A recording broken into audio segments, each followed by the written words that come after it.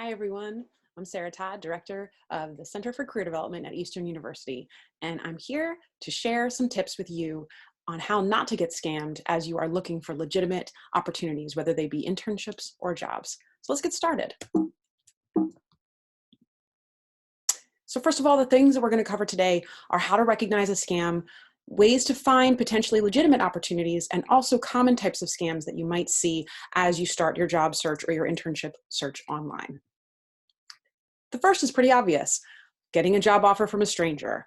If you happen to open up your inbox one day and you see an email with someone offering a job that seems too good to be true, the odds are very good that it actually is. So be thoughtful about where you're receiving your information from, particularly if it's from a source that you've actually never heard from before, or a company that you've never heard of. That's a good reason to take a moment and raise a red flag, do a little bit more research.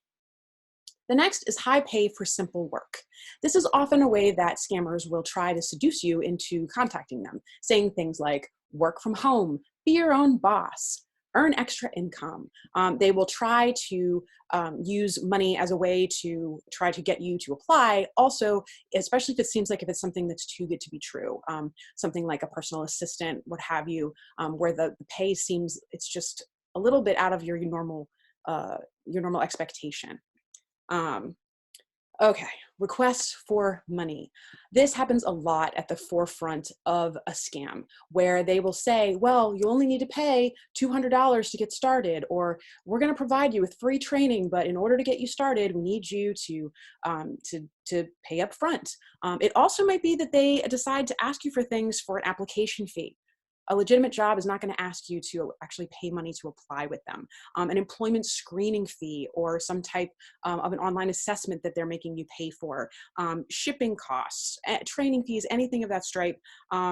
Also, if you do fall for one of these scams, sometimes it's possible to not get your money back. So it's really important to not give out the money. Always take a pause before you pay anyone anything when it comes to anything job related, because you really shouldn't have to. Next up is going to be the requests for personal identity or financial information. This seems like a no-brainer, and yet people still get tripped up in this.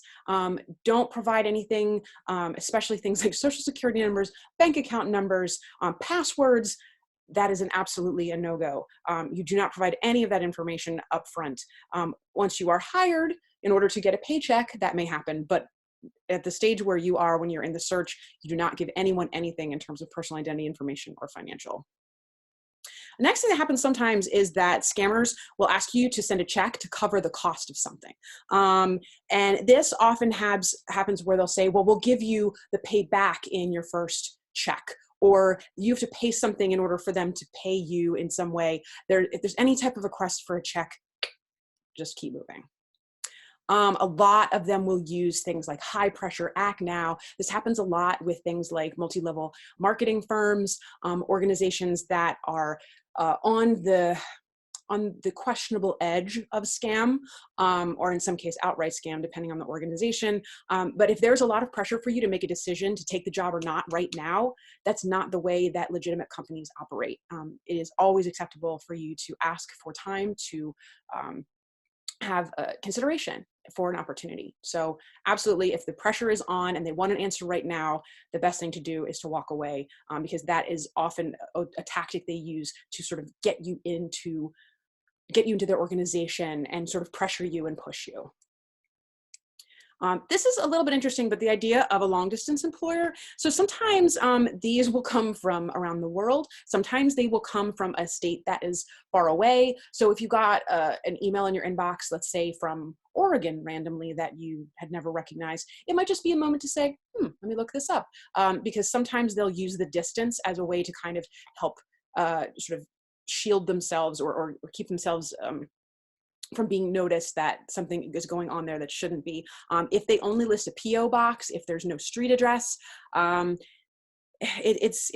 it's a little bit tricky sometimes with this one, but I would still be thoughtful. Again, going back to the idea that if you have not heard of the company before, or you haven't communicated with anyone from there, it's a good idea to do some homework.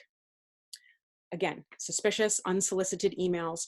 If you are getting a job offer and it's coming from a Gmail account or any type of a traditional type of personal email account, this can be an indicator of a scam.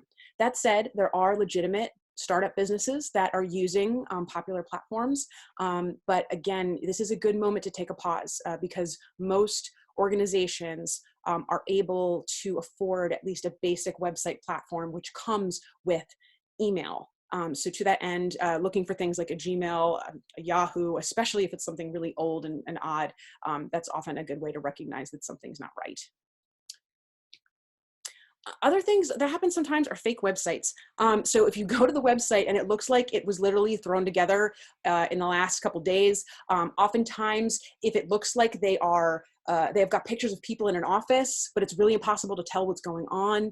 If they keep describing the things they do as marketing and taking care of clients, but you really can't figure out what they're actually about or what their mission is, that is questionable. If everyone who works at the organization looks like they just got out of college, oftentimes that can be a bit of an alarm bell because typically that happens a lot with some of the scammy organizations is they go after primarily just college students right as they're leaving school.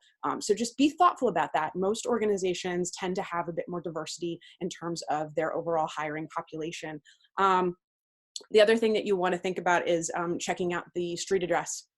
So always you can put in the address and put it into Google and see what comes up.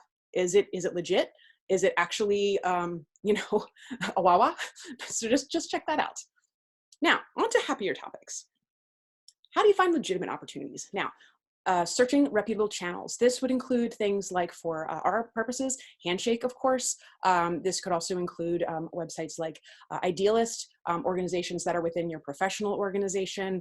There are many legitimate sites with reputable reputations that are used by companies around the world. So go after those as your first level in terms of your search. Now, also going after the opportunities you personally have researched. The reason why that this is really important is because you know yourself best and you know the type of organization that you want to work for. So be thoughtful that rather than looking at that random email that just came into your box where they said, oh, I saw you on LinkedIn, you should apply for this job today, which again, with the pressure, go after the opportunities that you've researched yourself. It doesn't mean that if you get an email from LinkedIn that it's not worth pursuing or looking into. But again, you are the person as the job seeker. You have to do your homework too. And that's what we're really encouraging you to do here. Obviously, check job listings to verify accuracy. You can, let's say that you see an opportunity on Indeed and you think it looks like a good one. What you can do is actually go to the organization, look on their job board or their career page on their site, and then see if it matches. Any reputable company is going to have the job posted not just on one site, but it's also going to be posted on their home organization site as well. So, be thoughtful about that. Using, you can use that to verify the accuracy of those opportunities. Also know the types of jobs types that are often used as scams. There are many scammy sites that will use big buzzwords. Like they'll say marketing opportunity. And what they really mean is that you're going to be selling knives in a Costco. So it's up to you whether or not you consider that to be a marketing position or not. Make sure that you can actually find, again, with the mission statements, make sure that you're able to actually identify a real actual physical location for said opportunity. And you can also, just be aware that sometimes that they will use things in the arts, modeling, acting. That's also another area. Also areas like caregiving, areas such as personal assistant, they can sometimes be in the mix when it comes to opportunities that are often scammed. I'll go into a little bit more of this at the end. Finally, just manage your social media accounts and your privacy. The reason why that this is important is because scammers can sometimes use multiple sites as a way to kind of figure out how they can get to you. So this is just good etiquette as a professional. Just be thoughtful about how you manage yourself, use privacy settings, block people as necessary. Your social media experience is curated by you. You decide what you post and you decide who you let in. So to the best of your ability, use all of those blocks, use all of those privacy settings, and definitely make sure that you are not providing any personal contact or financial information anywhere on any of your social media accounts, because scammers are always on the hunt for that. So again, common scam areas, it could be personal caregiving, administrative assistance, especially in the virtual side of things, medical billing, sometimes things involving stuffing envelopes, shipping merchandise, secret shoppers. Again, there are legitimate businesses that do these things, but it's important for you to know that these are areas that can and are used as scams. And especially when you look at work at home employment, it's very important to take a really close eye and make sure that you're looking at a legitimate company. So some great resources here for you. The Better Business Bureau is your first stop.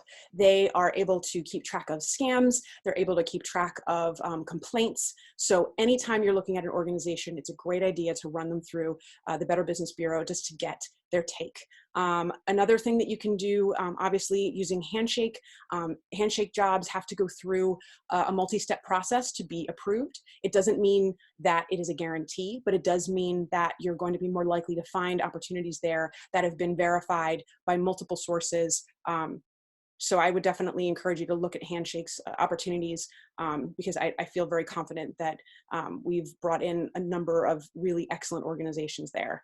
Finally, Google the company name plus the word scam. You'd be shocked sometimes what you'll find if you do that. And it's a really smart way to make sure that you're not missing something obvious when it comes to an organization. There's just a couple things that you can do. But of course, this process is always hard to do on your own, and that's the reason why that our office exists. So we're here to provide you with support as you are navigating the internship job process, getting your application materials together, any of those aspects. So if you need help and you have a question, we would love to help.